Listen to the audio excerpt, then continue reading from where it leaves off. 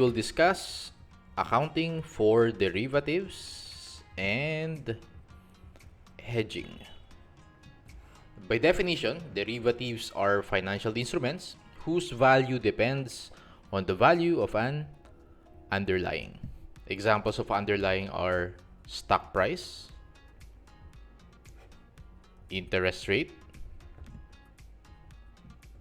exchange rate, and commodity price. Alright. Now, sir, what are the uses of derivatives? You can use derivatives for number 1, speculation, and number 2, for hedging. Under IFRS 9, when you use derivatives for speculation, automatically you record that derivative as fair value through profit or loss, and you charge the mark-to-market changes to P&L. Okay? If you use it for hedging, it means you're managing the risk. Okay? You're mitigating the risk. You will apply hedge accounting, which we will discuss shortly. Okay, let's move on to the basic types of derivatives. Number 1, forward contracts. Okay, forward contracts are derivatives, are commitment to buy or sell something in the future. Okay, so commitment sila. Number 2, futures contracts. Okay, futures contracts actually similar lang siya sa forward contracts in a sense that both of them are commitment to buy or sell something in the future. The main difference is that futures are traded in an exchange while forward contracts are private transactions. We call it over-the-counter transactions. So in the Philippines, meron tayong forward contracts pero wala tayong futures. Okay? So usually, yung counterparties mo in forward contracts are banks. Alright. Number 3 is options. You have 2 types of options. Call option or put option. When you say call option, it's an option to buy. When you say put option, it's an option to sell. Options, by the name itself, so meron kang choice if you will execute or not yung contract. Okay? Meron kang right. Okay? Sir, para saan pa yung forwards or futures? Di ba mas okay yung options kasi meron kang right, meron kang choice to execute or not. Well, ang disadvantage yan is that for options, you have to pay for a premium. Okay? Unlike in forwards and futures, usually wala kang initial cash outflow. So from the accounting perspective, for options, since meron kang initial cash outflow, meron kang journal entry at inception. Debit derivative asset, credit cash. For forwards and futures, on the other hand, since wala kang initial cash outflow, you have no journal entry at the start. Gets? Alright. Number 4 is swaps. Okay? We call it plain vanilla swap or interest rate swap. You have 2 types. First is fixed to floating. Okay? And next is floating to fixed. Okay? It means yung fixed rate loan, ko-convert mo into floating rate loan. Yung floating rate loan, ko-convert mo into fixed rate loan. Okay. We call these derivatives in IFRS 9, we call this hedging instruments. Alright. Okay, let's move on to a concept of hedged items. Sir, bakit na ba tinuturo sa amin yung hedging instruments and hedge items? Well, you have to know these concepts in order for you to properly understand hedge accounting. Okay, IFRS 9 enumerates examples of hedge items. First one is firm commitment. Okay, firm commitment, it means meron ka ng committed ka na to buy or sell something in the future. Okay, for example, nag-commit ka to a supplier that you will buy 100 units of inventory on December 1 for 500 pesos per unit. Okay, so it's an example of a firm commitment. Alright? So, future transaction siya, pero yung price nakaset na at the start pa lang. Next is highly probable future transaction. Okay. Highly probable future transaction. It means you're expecting a transaction, you're anticipating, pero hindi mo pa alam if how much yung cash inflow or outflow mo for that specific transaction. Unlike in a firm commitment na nakaset ka na at the start, For highly probable future transaction, you will know your cash inflow or outflow pag nangyari na yung transaction. Okay? Pero both of them are future transactions. Gets? Okay. Number 3 is similar to swaps, fixed to floating rate. Okay. And number 4 is floating to fixed rate. Alright. So, these are your hedge items. Sir, ano yung relevance yan? Well, for hedged items, kailangan mo ma-distinguish if it qualifies under fair value hedge or cash flow hedge. Very important because dito malalaman if ano yung magiging accounting treatment mo. Okay? Sir, what's the difference between fair value hedge and cash flow hedge? Okay. Basically, when you say fair value hedge, you're hedging the changes in the fair values. Alright? When you say cash flow hedge, you're hedging the variability in cash flows. Nagets ba yun? O, syempre hindi. Masyadong malalim. Okay? So, para mas maintindihan mo, ganito lang siya. Mag-focus ka on cash flow hedge. Okay? Again, cash flow hedge, hine-hedge mo yung variability in cash flows. It means, if the cash flow is variable, okay, if hindi mo pa ma-predict kung how much yung inflow or outflow mo in the future, you call it cash flow hedge. Otherwise, you call it fair value hedge. Alright? So, sige. So, isa-isahin natin yung hedge items na yan. Tingnan natin if it's fair value hedge or cash flow hedge. Firm commitment. Okay. So, may commitment ka to do something or to buy or sell something in the future and fix na yung price mo at the start. Hindi mo ine-hedge yung cash flows. Ang ine-hedge mo nito is the fair value. Again, since fix na yung cash flow, it's fair value hedge. If variable pa yung cash flow, it's cash flow hedge. Highly probable future transaction. So, ano yan? Well, hindi mo pa alam yung inflow or outflow mo in the future. So, this is cash flow hedge. You're hedging the cash flows. Gets? For fixed to floating and floating to fixed, you stick with you focus on the original term. For fixed to floating, since fixed cash flow na siya, gagawin mo lang siya floating. So, again, focus ka on the original term. You're hedging the fair value. Okay? Since fixed na yung cash flows in the original terms. Floating to fixed naman, the original term natin is that floating yung cash flows. It means hindi mo predict pa yung cash flows. You're hedging it. You're hedging the cash flow. So, that's cash flow hedge. Gets ba? Okay.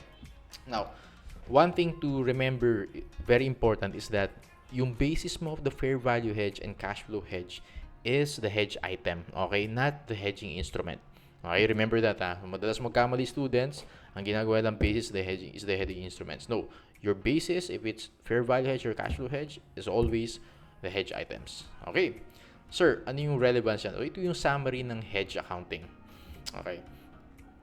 If the transaction qualifies under fair value hedge or cash flow hedge. So, tingnan mo muna ito yung hedging instruments. Hedging instruments. Okay. And then, hedged items. Okay, to recall, when you say hedging instruments, these are your derivatives. Tama? These four. When you say hedge items, well, examples are these four. Okay? Now, if it's fair value hedge, ang gagawin mo sa hedging instruments, you mark to market and you charge the changes to P&L. For hedge items, you also mark to market and you charge the changes to P&L. Both of them, hedging instruments or hedge items, are marked to market and both of them are charged to P&L. Obviously, if yung hedging instrument mo is a gain, dapat yung hedge item mo is a loss. Kasi yun yung purpose of hedge accounting. The purpose is to prevent the fluctuations in your profit or loss. Tama? Nag-offset sila. If naman loss yung instrument mo, dapat gain naman yung item. Gets? Okay. Now, let's move on to cash flow hedge. If naman cash flow hedge yung transaction, you mark to market the hedging instrument, but this time you charge it to other comprehensive income or OCI. Okay? For hedge items naman, you apply normal accounting. Okay? Sir, what do you mean by normal accounting? For example, ang ini-hedge mo is an inventory. Diba, ina-apply natin dito is IAS2 wherein i-measure mo yung inventory at lower of cost or NRV. Tama ba? So, compared to fair value hedge na automatically, yung hedge item mo, mark to market mo, for cash flow hedge, no, you apply normal accounting. For inventory, you measure at LCNRV.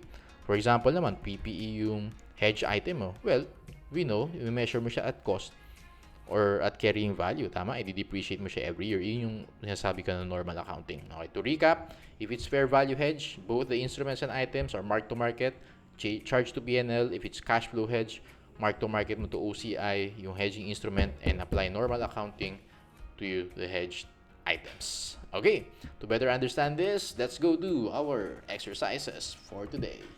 Last, if you appreciate this free accounting tutorial, don't forget to subscribe and turn on the notification bell so you get notified whenever I have a new video. Okay, let's do problem number 1.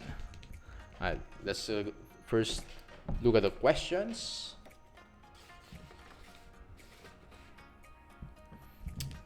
Okay. Question A. In its income statement for the year end 2019, what amount of gain or loss should confidence report from this forward contract? In its income statement for year end 2020, what amount of gain or loss should confidence report from this forward contract? Okay, let's look at the given. The following data apply to confidence company's purchase of 45,400 Belgian francs under a forward contract dated November 2, 2019. For delivery on January 31, 2020. When you say delivery, you also call it the settlement date. In November 2, that's the inception date. Okay? Now, we're given 3 different dates here. You have November 2, December 31, and January 31. So, we have spot rates and we have forward rates. Okay? So, to recall, what do you mean by spot rates? Spot rates are your market rates. Okay? These are the rates today. Okay? When you say forward rates naman, well, basically, yun yung applicable to your forward contracts. Gets? Okay. Confidence entered into forward contract to speculate in the foreign currency. Okay. In our lecture earlier, when you use derivatives for speculation, again, you record it as fair value through profit or loss, then charge to P&L. Okay. So, let's do this. Now, again, the question is 2019, 2020, so gain or loss. Alright. Now, very important in forward contracts and in derivatives in general, kailangan alam mo yung appropriate dates. Okay? November 2, and then January 31 yung settlement. So, ilang months yun or ilang days? November, December, January. 3 months or 90 days. Okay? 90-day forward rate. So, itong pipiliin mo, 54.25.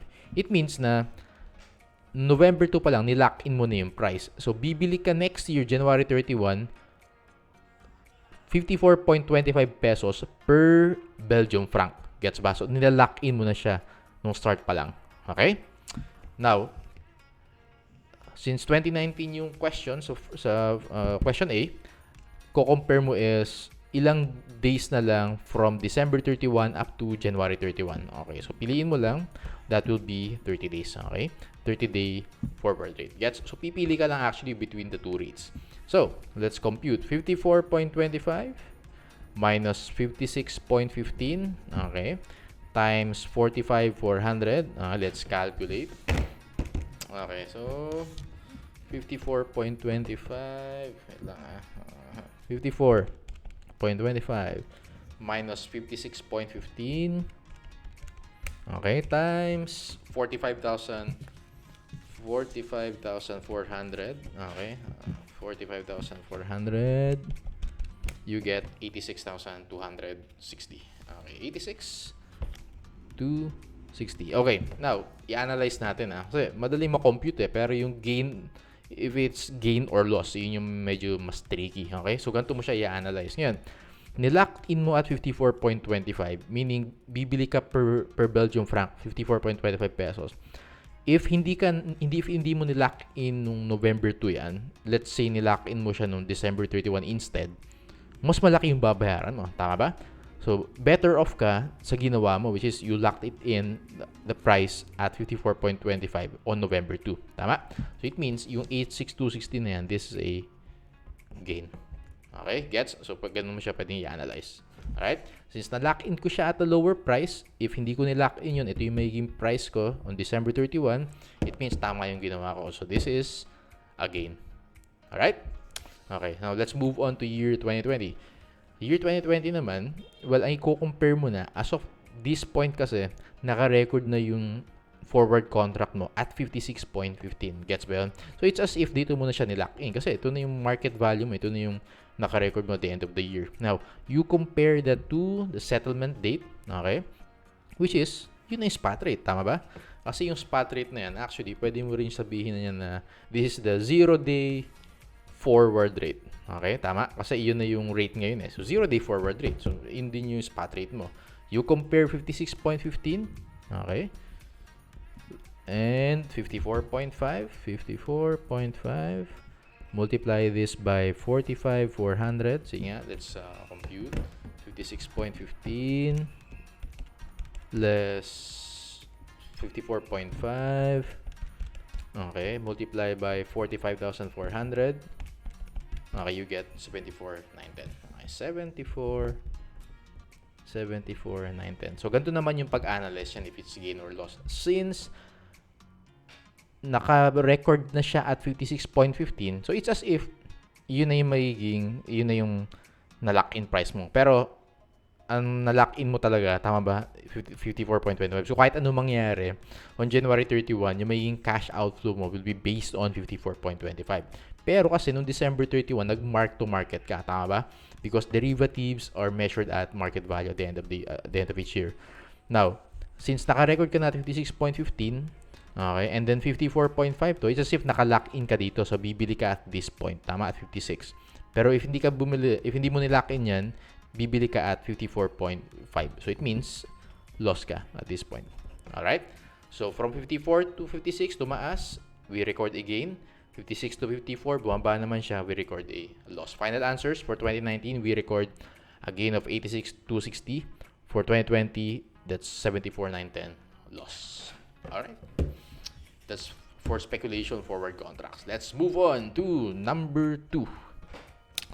Alright, so we have here 3 questions. Question A, what amount will affect profit or loss regarding the hedged item on the financial statement date? A hedged item, 2019.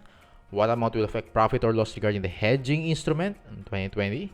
As a result of all foregoing transactions, what amount will affect current earnings on the settlement date in 2020? When you say hedging instrument, again, ano siya? It's your derivative contract. Tama? Alright, so let's read the given. Prayer company sold merchandise for 1-on-1 200 euros to a customer in France on November 2, 2019. Collection in euros was due on January 31, 2020. So you sold on November 2, you collect next year, January 31, right? On the same date, to hedge this foreign currency exposure, this is hedging, prayer company entered into a futures contract to sell 1-on-1 200 euros to Metrobank for delivery on January 31, 2020. Okay, so ito medyo kailangan mo siyang i-analyze, okay? Exchange rates for euros on different dates are as follows. So we're given here 3 dates, November 2, December 31, and January 31. So you have your spot rates, okay? You have the futures rates. Okay, so parang problem wall lang yan. Dito, forward rates or forward contracts. For this one naman, futures contracts. Again, difference lang nila is that futures contracts are traded in an exchange. Okay? Now, sir, paano naman sagutan yung ganyan? Well, in this case, you are a seller, right? You are a seller here. Sold merchandise as a seller ka. Ngayon, next year, January 31, alam mo na 1-on-1 200 euros yung marireceive mo. Okay? So, this means yung cash flow mo is already fixed. Tama? 1-on-1 200 euros kahit anong mangyari.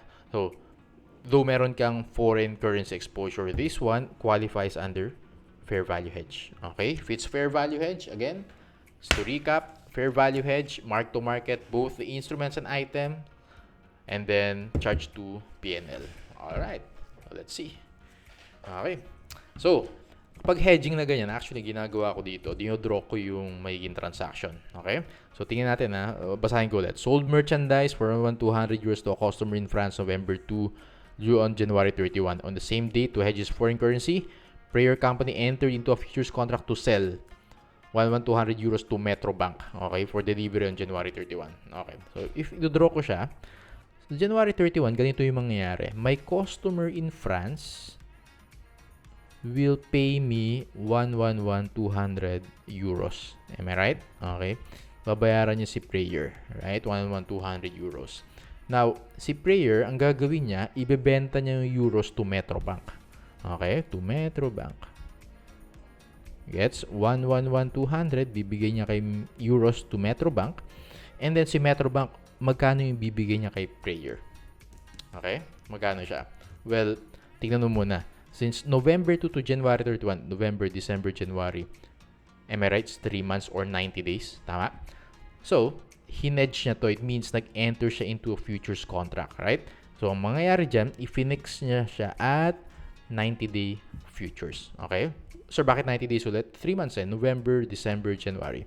80.6. So, ang gagawin ni Metrobank, pag na-receive niya yung 11200 euros, bibigyan niya si Prayer ng 111,200 euros times 80.6. Igen, multiply natin. 111,200 times 80.6.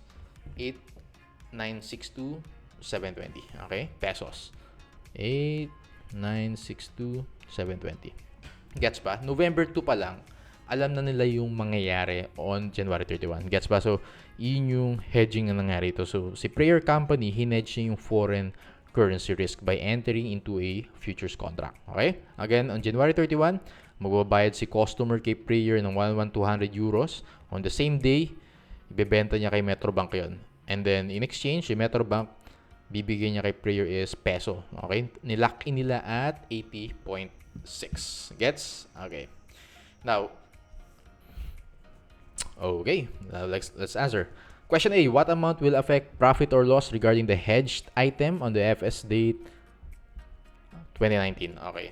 Always remember this. So when you say hedged item, okay, here, sold merchandise, it's related to your accounts receivable in this problem. Okay? Kasi you're the seller. Tama? Ngayon, how do you measure accounts receivable? Well, parang yung lesson natin in Forex. Tama? In the last video, ang i-compare mo is the spot rate. Okay? So, 81.9 versus 80.7. Yeah, 81.9 minus 80.7 times 111,200. Let's compute. 81.9 less 80.7 times 111,200. 133,440. 133,440. Again, madali i-compute yung figure, pero yung gain or loss, let's analyze. Okay. If it's 81.9, because you're a seller, you have an accounts receivable, marireceive mo dapat is 81.9. Pero since bumaba yung exchange rate, mas mababa na yung marireceive mo. Am I right? So, in that case, it's a loss to you. Okay, does that make sense? Okay, so 133,440 loss. Let's go to question B. What amount will affect profit or loss regarding the hedging instrument on the settlement date in 2020? Settlement date. Now, let's analyze. So, in this case, since 2020 yung question, tama ba? Ang i-compare natin is the December 31 rate and the January 31. December 31 to January 31, we know 1 month remaining na lang. So, it's the 30-day futures. We compare 80.4 to settlement date 80.1. 80.4 minus 80.1 times 111,200. Let's compute.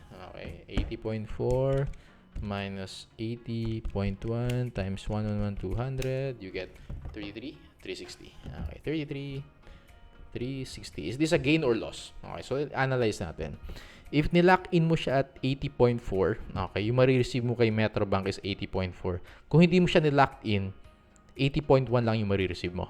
Gets ba yun? So, better off ka na lock in mo siya at this point. Okay? So, it means this is a gain. Alright?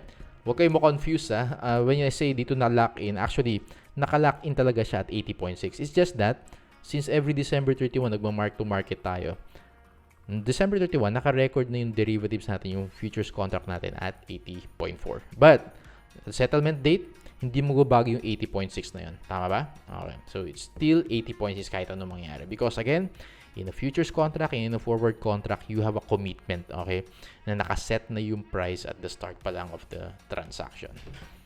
Okay. Let's go to question C. As a result of all foregoing transactions, What amount will affect current earnings on the settlement date in 2020? Okay, we know this is a fair value hedge, so both of them mark to market natin. Okay? So 2020 yung question. Let's start with hedging instrument, and then this is your hedged item. Di ba may na-answer na tayo na hedging instrument here for 2020?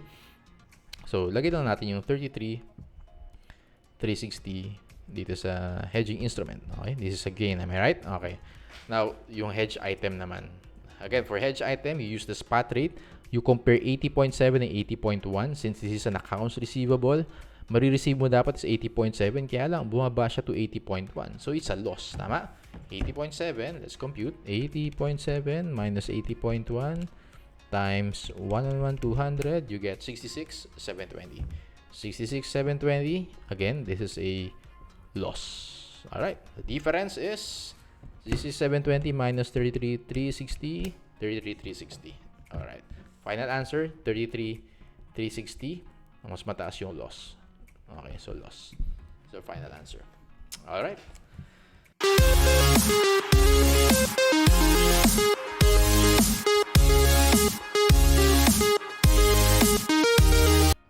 To all CPA exam takers, next week Saturday is the first day, October 5. Don't forget tons of prayer and confidence. Kailangan mo yan. Okay, let's go to our last problem. Okay, problem number 3. Okay. Question A, the gain or loss on hedging instrument due to change in the ineffective portion on December 31, 2019. The gain or loss on hedging instrument due to change in effective portion on December 31, 2020. And then December 31, gain or loss in the hedging activity. Okay. On October 5, 2019, CPA title Philippines. To all Mr. Accounting subscribers, get the CPA title. Took delivery from Thailand firm of inventory costing 140,000 baht. Payment is due on January 30, 2020. Concurrently, CPA title paid 15,700 cash to acquire an at-the-money call option for 140,000 baht. Strike price is 12.4. Okay, let's have a quick discussion on options.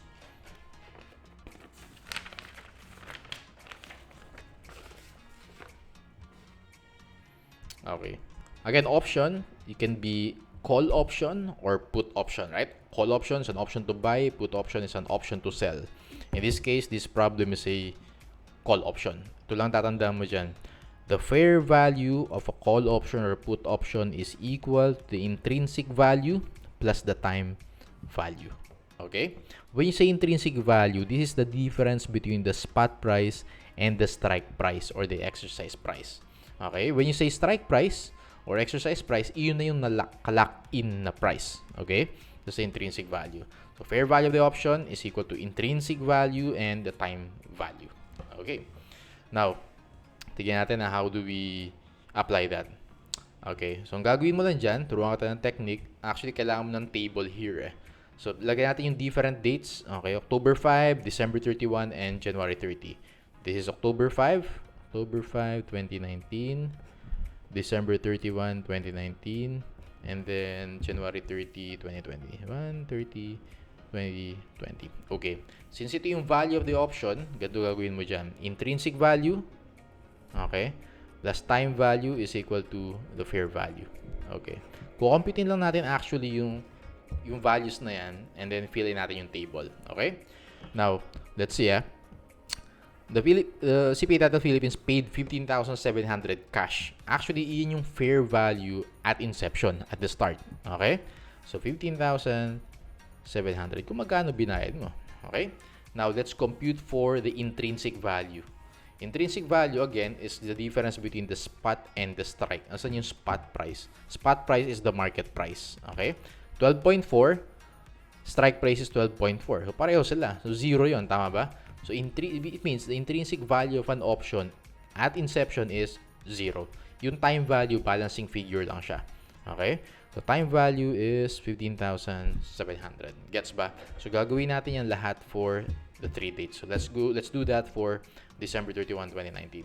Fair value of the call option, 28,200. Let's put that here, 28,200. Let's compute the intrinsic value. Spot price, 12.423. Strike price is 12.4. Sige nga, 12.423 less 12.4, the strike price, less 12.4 times 40,000 baht. Okay, yung principal. 40,000. You get here 26,220. 26,220, this is your intrinsic value. And then the difference is your time value. 26,220 minus 28,200, 28,200 less 26,220, you get 1980. 1980. Okay, and then the last date is January 30. 30,780 is the fair value. 30,780. Intrinsic value is, let's compute. Okay, intrinsic value 12.427. Okay, 12.427 minus 12.4. 12.427 minus 12.4 times the principal na 140,000 baht. You get 30,780. Ito rin siya, 30,780. It means the time value at the settlement date is 0. Okay? So, tandaan nyo to. Intrinsic value at the start is 0. Time value at settlement date is 0. Alright? Pag na-complete mo na yung table na yan, madali nang sagutan yung options. Okay, the gain or loss on hedging instrument due to change in the ineffective portion. When you say ineffective portion, this means the time value. Okay? Pag sinabing ineffective, time value siya. Because yung time value, wala kang control dyan eh. Decreasing siya over time. Okay? Magiging 0 siya in the end. Unlike intrinsic value, pwedeng up, pwedeng down. Time value, pababa lang siya lagi. December 31, 2019. So, from 15.7, naging 1980 siya. Okay? 15.7, naging 1980. Let's compute the difference. 15.7 minus 1980. You get 13,720. 13,720. So, paano sir i-analyze yan? Pag bumaba yung value, is a loss. Okay? Pag tumaas yung value, it's a gain. Okay? In this case, bumaba siya, it's a loss. Ganun lang yung analysis for options. Okay? The gain or loss on hedging instrument, you will change in the effective portion. Pag sinabing effective portion, there's an intrinsic value. December 31, 2020. So, ko-compare mo is 26,220 and 3780. 26,220 and then 30,780. Tumaas yung value niya, tama? Again, pag tumaas, it's a gain. So, let's compute the difference. 26,220 less 3780. Okay, difference is 4,560. Okay, 4,560. Tumaas yung value. This is a gain. Alright, and then last one, December 31, 2019, gain or loss on the hedging activity. Okay, so pag sabing hedging activity, you consider both the instrument and the item. Okay, 2019, actually, na-compute na natin yung instrument, tama ba? Ay, actually, ineffective siya sa effective. When you say hedging activity, yung magiging comparison mo is the fair value. Gets? Okay. Now, let's start with the hedging instrument. Since this is 2019, yung comparison mo is the fair value. Okay? From 15.7, naging 28,200. Let's compute the difference. Minus 28,200. Minus 28,200. You get 12,500. Okay? So, 12,500. Since tumaas yung value, this is a gain. Alright? For the item naman, sir. Well, since 2019 yung tanong, okay, you compare 12.4 and 12.423. Okay, 12.4 minus 12.423, okay, times 140,000, you get 26,220. 26,220. Okay, this is a loss. Again, if gain yung instrument, dapat loss yung item and the other way around. And also, if you see here, ikaw yung bumili, tama, you're the buyer. So, since 12.4 lang dapat yung babayaran mo, pero tumaas siya, so it's a loss. Difference, 26,220 and then 12,500. So, 26,220 minus 12,500. Difference is 13,720. 13,720. Mas mataas yung loss. Answer, 13,720 loss. All the best to all the takers of the 2019 CPA licensure exam. My only wish is 1 month from now, hindi mo nahihintay yung next uploads ko. Because it means you have already passed the exam, you have already earned the CPA title. Alam ko naman, susupport nyo pa rin yung isa kong channel, di ba? Sir Brad Fit, the #1 fitness channel in the universe. Good luck everyone! Class is missed. No more next meeting. Class is the end of this free tutorial. Patikim pa lang yan. How do you account for put options? Firm commitment? How about interest rate swaps? What's the accounting treatment for hedging of a net investment in a foreign entity? How do you exactly apply cash flow hedge at settlement date? Tuturo namin lahat yan. In Pinnacle, regardless of your accounting background, we will provide you with the most efficient and effective review by focusing on best review strategies, key points to remember, shortcuts, common tricks, and mistakes. For reservation and know more about us, visit our website and Facebook page. All the links are in the description below. Reserve now because we only accept limited number of students in order to preserve the quality of our review.